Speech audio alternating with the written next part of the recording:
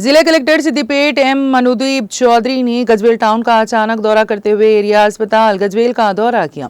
इस मौके पर जिला कलेक्टर ने जारिया मौसम बरसात के दौरान अचानक फूट पड़ने वाले मुख्तलिफ वबाई अमराज के तदारुक के लिए तिब्बी अमले की जानिब से हिफ्ज़ माह तक़द्दुम के तहत किए जाने वाले हिफाजती इक़दामात का तफसीली जायज़ा लिया।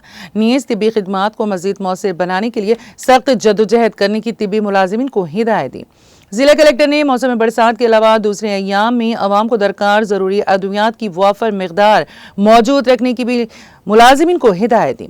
उन्होंने दवाखानों में आने वाले मरीजों और ज़रूरतमंद अवाम को दरकार तमाम तर बुनियादी सहूलियात की फराहमी के लिए खुसूसी दिलचस्पी लेने का तिब्बी ओहदेदारों को मशवरा दिया।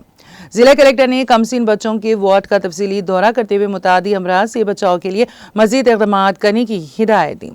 इस मौके पर सदर बल्दिया राजा मौली, नायब सदर मोहम्मद ज़कीउद्दीन, कमिश्नर बल्दिया Golconda, Narsaiah revenue division officer Bansilal और दूसरे कायदीन भी मौजूद थे।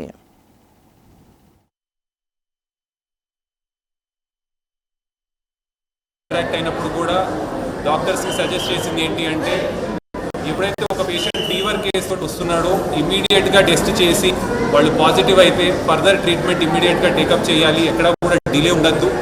అండ్ పేషెంట్స్ వచ్చినప్పుడు వాళ్ళకి అన్ని ఫెసిలిటీస్ అందజేస్తూ డాక్టర్స్ అవైలబిలిటీ ఉండాలి అండ్ ట్రీట్మెంట్ కూడా ప్రాపర్గా చేయాలని చెప్పాము.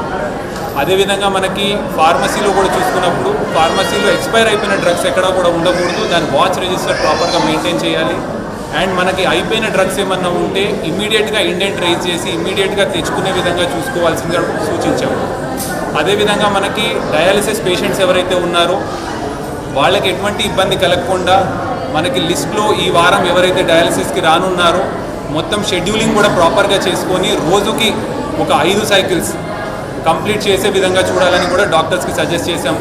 ఓవరాల్గా ఈ ఏరియా హాస్పిటల్ గజ్వేల్లో పేషెంట్స్ వచ్చినప్పుడు వాళ్ళకి రైట్ ఫ్రమ్ ఫస్ట్ పాయింట్ నుంచి లాస్ట్ వరకు ట్రీట్మెంట్ అందజేసే వరకు ఎటువంటి ఇబ్బంది కలగకూడదు అనేది కూడా మొత్తము డిస్ట్రిక్ట్ అడ్మినిస్ట్రేషన్ అదేవిధంగా హాస్పిటల్ యంత్రాంగం కూడా దానికి ఏబుల్గా ఉండాలని చెప్పడం